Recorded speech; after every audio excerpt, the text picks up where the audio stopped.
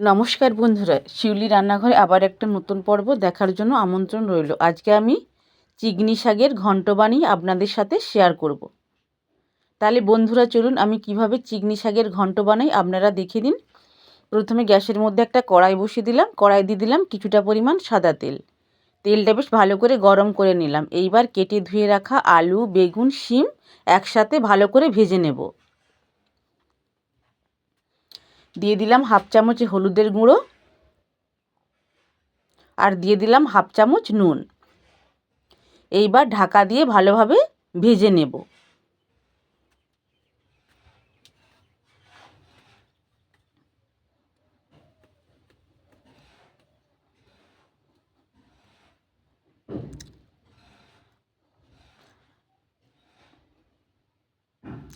এই চিগনি শাকের তরকারি খেতে, ঘন্ট খেতে এতই ভালো লাগে যে গরম ভাতে একদম জমে যাবে। ঢাকনা খুলে আবার একটু নাড়াচাড়া করে নিলাম।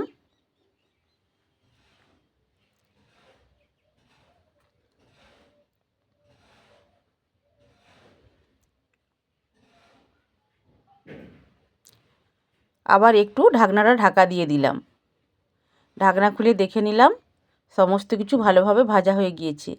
এইবার কেটে ধুয়ে রাখা চিগনি শাক এর মধ্যে দিয়ে দিলাম। দিয়ে আবারও ভালো করে ভেজে নেব।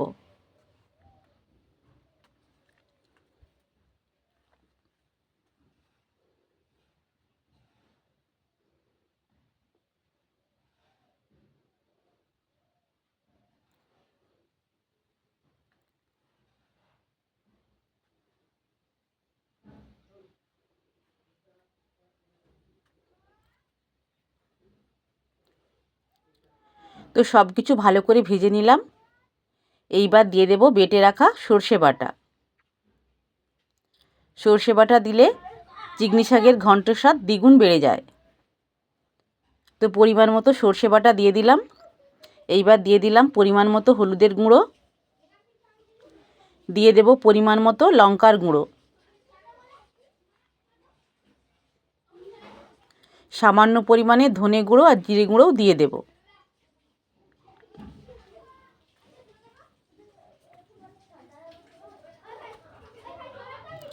অল্প একটু জল দিয়ে 1 মিনিটের মতো কষিয়ে নেব।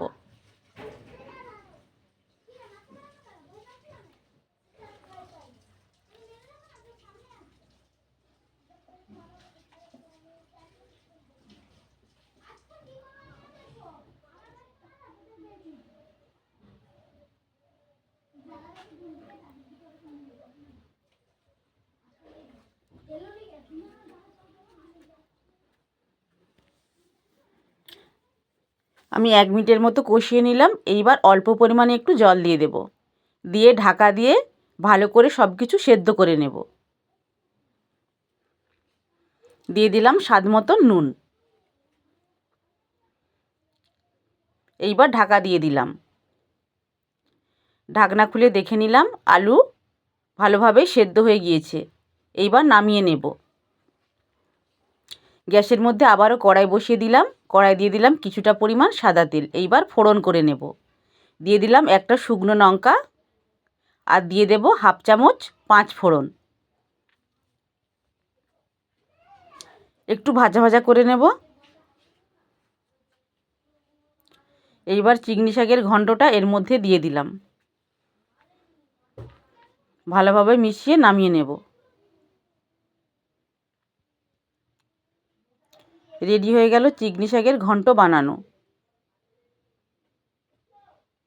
বাড়িতে একবার হলেও ট্রাই করে দেখতে পারেন।